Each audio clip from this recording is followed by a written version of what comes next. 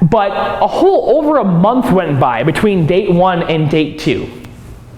And this is one of the many reasons why this never went anywhere, is because I think I waited too long. What little chance I had with her after date 1, if any, obviously shrunk like significantly between that time and in mid-October. So, going back to us hanging out in the meantime. So from September 18th, which is the day after the first date, okay, to about October 20th, somewhere in there, I had gone to her place a couple times, and she had come over to my place a couple times.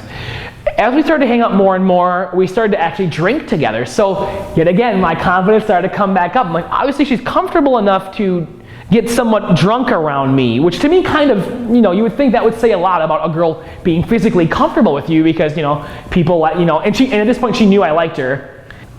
This was a good sign, right? Okay, as we started to hang out more and more between September 18th, the day after the first date, where I lost my confidence based on these 3 signs she gave me that I thought were negative, or actually are negative, to around mid-October, when we had a significant hangout time, which I'll get to that. We started drinking together, actually quite often. I think, if I remember correctly, I went over to her place first before she ever came over to mine. She lives in Grande Hills Estates, which is about a 15-minute drive from campus. Actually, pretty nice apartments.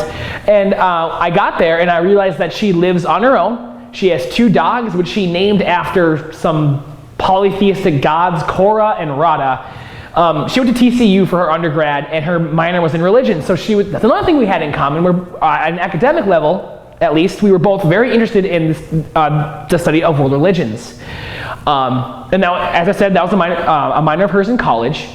And so one dog was named Korah, and the other was named Radha. One is a Chihuahua, and the other one I'm not really sure. And I'm thinking, man, this girl needs a man in her life. Seriously, she lives on her own in her apartment, 15 minutes away from campus, and she has 2 dogs to keep her company. I mean, she doesn't have a really good roommate who's a girl she can hang out with, outside of studying. She has her own apartment, as I said, two dogs, and I don't know. I just thought she really needed some, a guy in her life, right?